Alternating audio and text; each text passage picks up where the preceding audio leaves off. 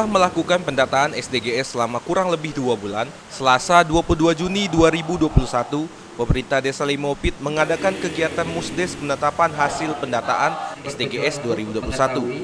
Turut hadir dalam kegiatan ini yaitu Kades, Camat Lebong Sakti, TA Kabupaten Lebong, pendamping desa, Ketua BPD, serta tim relawan Pokja SDGs Desa Limopit.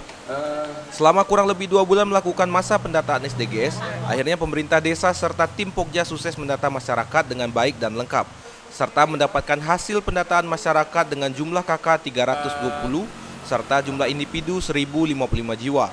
Secara umum kita sampaikan ke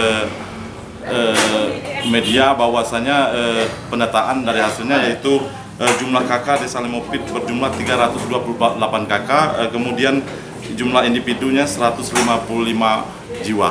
Ya.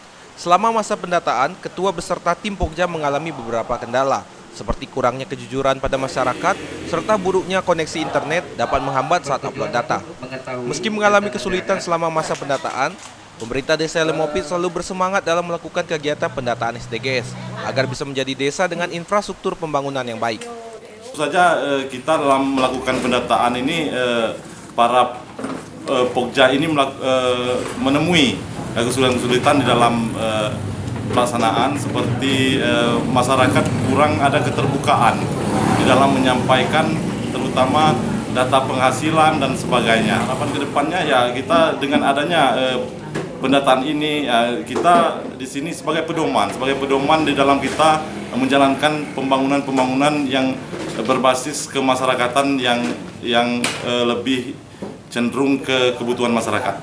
Dari lokasi, Andika Manganang, Lebong TV, melapor.